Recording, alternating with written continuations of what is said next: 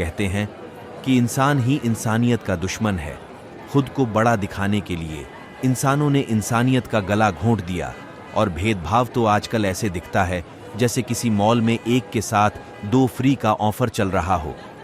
पर इस सबसे परे दिल्ली में रहने वाला अर्जुन अग्रवाल, जिसमें ऐसा कोई गुण मौजूद नहीं था और जिसकी किस्मत ने पहले ही उसे गरीब मान लिया था, क्योंकि पहली बार देखने पर ही लोग उसे कह देते, अबे देखो दिल्ली का मशहूर गरीब।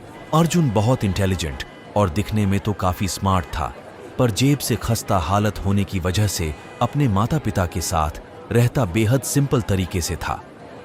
वैसे तो उसकी उम्र के लड़के बहुत बन ठन के पार्टियां करते और सड़क पर मोटर बाइक दौड़ाते, पर अर्जुन अग्रवाल, जो कि बस घर से कॉलेज फिर कॉलेज से अपने फूड डिलीवरी के काम पर चला जाता और कभी खाली समय मिलता तो अपनी गर्लफ्रेंड साक्षी के साथ थोड़ा समय बिताता। अपनी उम्र के लड़कों को देखकर अर्जुन कहता, हाँ, एक दिन मैं साक्षी को दिल्ली की महंगी से महंगी जगह घुमाने ले जाऊंगा और वो मेरे साथ बहुत खुश होगी। तब ये दिल्ली वाले मेरे सामने खुद को गरीब महसूस करेंगे। तभी फोन बजने की आवाज आती है। ये फिर से हो गया, आधी सैलरी तो कटवा चुका है, अब नौकरी भी गवाएगा। अबे बहरा हो गया है क्या? तुझे फोन की आवाज नहीं आ रही है? सोना बंद कर और काम पर ध्यान दे। एक आदमी ने अर्जुन के सर पर थप्पड़ मारा और चीखते हुए बोला। तभी अर्जुन अपने मालिक की ओर देखकर कहता है, सॉरी सर, मैं सो नहीं रहा था। पिछले 6 सालों से अर्जुन चावला रेस्टोरेंट में काम करता आ रहा है, जिसका मालिक मोहन चावला हमेशा उस पर गुस्सा करता।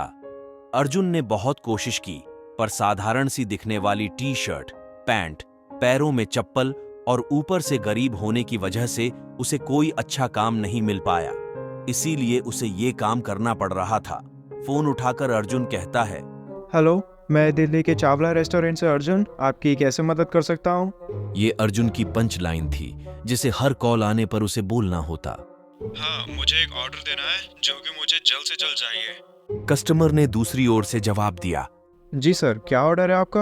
अर्जुन ने कहा, 2 नूडल्स, 1 चिकन सूप और 2 सैंडविचेस। इसे तुम लाल किले के पीछे वाली गली नंबर 4 और मकान नंबर 7 में पहुंचा दो। कस्टमर ने दूसरी ओर से जवाब दिया। जी सर, आपका ऑर्डर थोड़ी देर में पहुंच जाएगा। अर्जुन ने कहा। मोहन चावला ने अर्जुन को एक साइकिल दी हुई थी, जिस पर अर्जुन ने खाना रखा और डिलीवरी के लिए तैयार हो गया। अर्जुन डिलीवरी के लिए जाने ही वाला था, तभी पीछे से उसके मालिक ने दांत पीसते हुए कहा, तेरी गलतियों को हर बार माफ करने की वजह से मैंने बहुत नुकसान झेला है। अगर इस बार तूने डिलीवरी में देरी की तो यहाँ वापस मत आना। जी मालिक, इस बार ऐसा कुछ नहीं होगा। अर्जुन ने कहा। अर्जुन साइकिल से डिलीवरी के लिए निकल जाता है। रास्ते में जाते हुए अर्जुन सोचता है कि कल मैं साक्षी को इंडिया गेट घुमाने ले जाऊंगा और वहां हम दोनों आइसक्रीम खाते हुए नजारे देखेंगे। तभी उसे ऐसा लगा कि उसने साक्षी की झलक देखी, इसीलिए साक्षी को देखने के लिए वो वापस मुड़ा। अर्जुन ने जो वहां देखा उसे जरा भी यकीन नहीं हुआ। उसने देखा साक्षी किसी और लड़के के हाथों में हाथ डालकर मॉल से बाहर आ रही थी, और जिसके साथ वो आ रही थी अर्जुन ने उसे भी पहचान लिया। वो उसके कॉलेज का ही लड़का राज मल्होत्रा था। राज मल्होत्रा, जो कि उसके कॉलेज का सबसे अमीर लड़का था, क्योंकि उसके पिता का एक अच्छा खासा कारोबार और ये कॉलेज भी उन्हीं का था। कॉलेज में उसे सब जानते कि वो किस तरह का लड़का था, क्योंकि हर कुछ दिन बाद वो एक नई लड़की के साथ दिखता। कई बार कॉलेज में राज साक्षी के पास आने की कोशिश करता। इसी वजह से अर्जुन साक्षी को उससे दूर रहने के लिए बोलता। आज उसे साक्षी के साथ देखकर उसे बहुत गुस्सा आ गया। वो उनके पास जाकर राज से कहता है, राज, तेरे इतनी हिम्मत की तू साक्षी के साथ?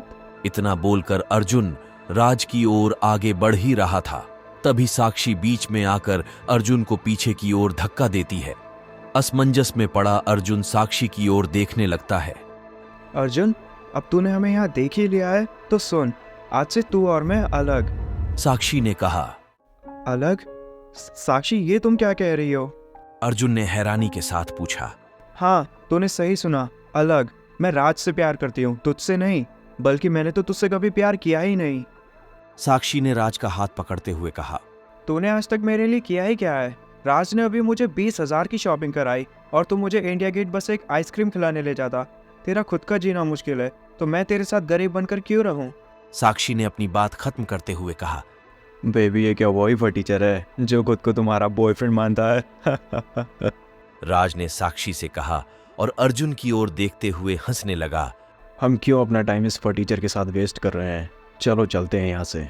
राज ने चिढ़ते हुए कहा और साक्षी के साथ कार में बैठकर वहां से चला गया।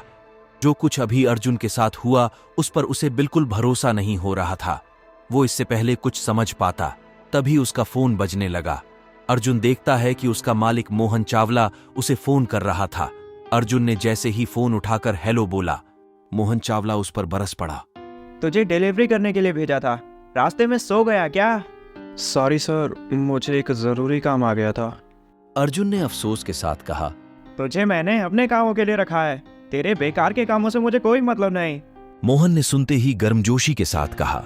मैंने तुझे काम पर तेरा सॉरी और कस्टमर की गालियां सुनने के लिए नहीं रखा था। मोहन ने आगे कहा। तब अर्जुन कुछ बोल पाता। मोहन ने उसकी बात काटते हुए कहा, तुझे अब मेरे रेस्टोरेंट आने की भी कोई जरूरत नहीं है। इतना बोलकर मोहन ने फोन काट दिया। अर्जुन एक परेशानी को समझ पाता। इतने में उस पर एक और नई परेशानी आ गई। ये शाम उसके लिए काफी भारी थी। अर्जुन जो साक्षी के लिए कुछ भी कर सकता था, उसने उसे उसकी गरीबी के कारण छोड़ दिया और उसके पास जो एक ही जॉब थी वो भी चली गई। अर्जुन सड़क पर पैदल चला जा रहा था, ये सोचते हुए कि आज उसके साथ बहुत कुछ हो गया। वो अंदर से खुद को टूटा हुआ महसूस कर पा रहा था। चलते चलते उसकी आंखों से आंसुओं की 2 बूंदें नीचे गिर गईं। उसने अपना चेहरा साफ किया और खुद से बोला, मैं ऐसे हार नहीं मान सकता।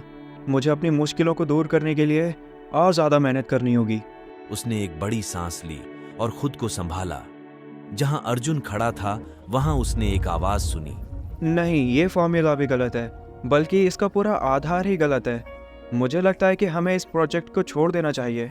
अर्जुन ने ये सुनते ही उस आवाज की ओर देखा। लगभग 60 की उम्र का दिखने वाला आदमी सड़क के किनारे रखी बेंच पर बैठा फोन पर बात करते हुए कोई फॉर्मूला लिख रहा था। देखने से तो ऐसा लग रहा था कि कई प्रयासों के बाद भी उसे वो नहीं मिल पा रहा था जिसके लिए वो कोशिश कर रहा था। अर्जुन ने उसके पास जाकर जैसे ही एक नजर फॉर्मूले पर डाली, वो सही फॉर्मूला उसके दिमाग में आ गया। अर्जुन ने उस आदमी से कहा, जरा सुनिए सर, ये फॉर्मूला कुछ इस तरह से होगा। इतना बोलकर अर्जुन ने वो फॉर्मूला उस आदमी को लिखकर दे दिया। जैसे ही उसने फॉर्मूला देखा, उसके होश ही उड़ गए। वो आदमी खड़ा हुआ और अर्जुन की ओर देखते हुए बोला, तुमने इसे इतनी आसानी से कैसे लिख दिया? तुम जानते भी हो ये किस तरह का फॉर्मूला है? तब अर्जुन ने ठंडे सुर में कहा, जब सिस्टम में डेटा ट्रांसफर किया जाएगा तब ये फॉर्मूला काम आएगा, और ये AI रोबोट्स बनाने में भी इस्तेमाल किया जा सकता है। अर्जुन की ये सारी बातें सुनकर वो आदमी बेहद खुश हुआ। साथ ही काफी हैरान भी था कि एक 20 साल के लड़के को इस सब की इतनी जानकारी कैसे है। उसने अपने बारे में बताया, मैं एक साइंटिस्ट डॉक्टर रामकृष्ण हूँ, पर तुम्हारे ज्ञान के आगे तो मैं भी कुछ नहीं। जिस फॉर्मूले को मैं और मेरी टीम पिछले 2 सालों में पूरा नहीं कर पाई, उसे तुमने पल भर में ही कर दिया, और वो भी बिल्कुल सही। अर्जुन ने कहा, मैं दिल्ली यूनिवर्सिटी का स्टूडेंट अर्जुन अग्रवाल, आपसे मिलकर अच्छा लगा। डॉक्टर ने अर्जुन को ऊपर से नीचे तक देखा। वो समझ गए थे कि अर्जुन की स्थिति कुछ अच्छी नहीं चल रही थी। वो उसके तेज दिमाग की वजह से उसकी मदद करना चाहते थे। इसीलिए उन्होंने अर्जुन से कहा, अर्जुन, क्या तुम ये प्रोजेक्ट करना पसंद करोगे? मेरा मतलब रोबोट्स बनाने से है, क्योंकि पहले से ही मेरी इस प्रोजेक्ट में कोई दिलचस्पी नहीं थी, और अगर तुमने रोबोट्स बना लिए तो शायद जो जिंदगी तुम अभी जी रहे हो वो बदल जाए। अर्जुन ने थोड़ा सोचा और बोला, पर मेरे पास ना ही कोई लैब है और ना ही कोई इक्विपमेंट्स, तो मैं ये कैसे कर सकता हूँ? तुम चाहो तो मेरी लैब यूज कर सकते हो, वहाँ तुम्हारी जरूरत का सारा सामान होगा। डॉक्टर ने कहा, मैं अब अपने काम से बाहर जा रहा हूँ, कब तक लौटूंगा पता नहीं, तो तुम वो सब इक्विपमेंट्स यूज कर सकते हो जिसकी तुम्हें जरूरत होगी। डॉक्टर ने अपनी बात रखते हुए बोला। ये सुनकर अर्जुन काफी हद तक खुश दिखाई दे रहा था। उसने ये काम करने के लिए हां कर दी और डॉक्टर ने भी मुस्कुराते हुए अपनी लैब का पता अर्जुन को दे दिया। अर्जुन ने जाने से पहले कहा, आपका शुक्रिया डॉक्टर, इतनी बड़ी मदद से मैं ये काम 1 हफ्ते में कर सकता हूँ। डॉक्टर को उसका कॉन्फिडेंस अच्छा लगा। इतने में उनकी कार वहां आई और वो उसमें बैठकर वहां से चले गए। अर्जुन भी जैसे ही उनकी लैब पर आया, वो उसे देखकर हैरान रह गया। डॉक्टर की लैब एक हाईटेक लैब थी। उसने बिना समय गवाए काम शुरू कर दिया। मात्र 1 दिन और 2 रातें लगातार काम करने के बाद उसने वो बना लिया जिसके लिए वो मेहनत कर रहा था। जैसे ही उसका काम खत्म हुआ और उसने अपनी आंखों के सामने बनाए गए रोबोट्स देखे तो वो बेहद खुश हुआ, पर साथ ही वो सोच रहा था कि ये रोबोट्स बनाना इतना आसान है कि मैंने 2 दिन में ही इन्हें बना लिया, और या फिर मुझसे गलतियां हुई हैं। अर्जुन ने 2 रोबोट्स बनाए थे जो कि बिल्कुल एक असली इंसान की तरह ही लग रहे थे। अब समय था उन रोबोट्स को टेस्ट करने का। अर्जुन ने उनसे एक सवाल पूछा। तो अब मुझे बताओ, तुम दोनों कौन हो? रोबोट्स ने जवाब दिया, हम AI प्रोग्राम से काम करने वाले रोबोटिक सिस्टम हैं जिन्हें तुमने बनाया है।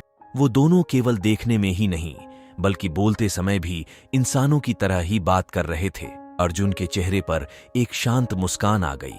तुम हो अर्जुन अग्रवाल, दिल्ली यूनिवर्सिटी में पढ़ने वाला सबसे इंटेलिजेंट स्टूडेंट। उनमें से एक रोबोट ने कहा। रुको, मैंने अभी अपने बारे में कुछ नहीं बताया, तो तुम्हें कैसे पता चला? अर्जुन ने पूछा। हमारे अंदर हर तरह का डेटा और इन्फॉर्मेशन स्टोर हो रही है, जिससे सामने वाले के आई कांटेक्ट से ही हमें उसकी सारी जानकारी मिल जाएगी, पर आपके अलावा कोई और इसे नहीं जान पाएगा। रोबोट्स ने कहा। अर्जुन ने इन दोनों को बिल्कुल अपनी कल्पना के साथ बनाया था। अर्जुन ने उन दोनों को अलग अलग नाम दिए, पहले का राघव और दूसरे का शक्ति। ये नाम पाकर राघव और शक्ति भी खुश हो गए। अर्जुन ने राघव और शक्ति की ओर देखकर बोला, तो मैंने तुम्हें भी बना लिया, लेकिन जैसे डॉक्टर रामकृष्ण ने कहा था कि उसके बाद मैं अपनी मुश्किलों को दूर कर पाऊंगा, पर यह होगा कैसे? ये सुनते ही राघव ने कहा, हम तुम्हारी मदद कर सकते हैं, पर उसके लिए हमें तुम्हारी परमिशन की जरूरत है। अर्जुन ने कहा। अच्छा ठीक है, मैंने दी परमिशन तुम्हें, पर तुम करने क्या वाले हो? राघव और शक्ति ने अपने सिस्टम में एक साथ काम करना शुरू किया और अगले ही पल बिना अर्जुन से कुछ मांगे उसकी सारी जानकारी जैसे नाम, पता, उम्र और साथ ही उसकी फिंगर टिप्स का इस्तेमाल करके एक बैंक में अकाउंट बना दिया। तब शक्ति ने कहा, आपका सिटी बैंक में अकाउंट बना दिया गया है, और अब आपके अकाउंट में। शक्ति अपनी बात खत्म कर पाता, अर्जुन ने उसकी बात काटते हुए कहा, बैंक अकाउंट? उससे मुझे क्या करना जब अकाउंट में कोई पैसा ही ना हो? बैंक अकाउंट में पैसे भी आ गए। शक्ति ने कहा। कितने? अर्जुन ने शक्ति की बात पर बिना इंटरेस्ट दिखाए पूछा। 80 लाख करोड़। शक्ति ने कहा। कुछ पलों के लिए अर्जुन शांत हो गया, फिर हैरानी के साथ बोला, 80 लाख करोड़? ये कहाँ से आ गए? नहीं, ये मेरे नहीं हो सकते, ये आपके ही हैं। हमने इस अकाउंट को अपने सिस्टम की मदद से बिल्कुल नॉर्मल अकाउंट की तरह बनाया है, तो ये अकाउंट और उसके अंदर रखे सारे पैसे आपके हैं। राघव ने अर्जुन का डर दूर करते हुए कहा। सच में? ये सब सच में मेरे ही हैं? अर्जुन ने अपनी बात को पक्का करने के लिए पूछा। हाँ, ये सब आपके ही हैं। अगर ये कम है तो हम इन्हें और बढ़ा सकते हैं। शक्ति ने कहा। नहीं और नहीं, यही बहुत सारे हैं। अर्जुन ने खुशी जताते हुए कहा और उन दोनों को गले लगा लिया। अर्जुन को खुश देखकर राघव और शक्ति भी खुश हो गए। राघव ने अर्जुन से कहा, तुम कल सुबह बैंक जाकर ये पैसे ले भी सकते हो। अर्जुन ने हाँ कहा और उन दोनों को आराम करने के लिए बोलकर खुद भी सोने चला गया। अर्जुन को उस रात नींद नहीं आ रही थी।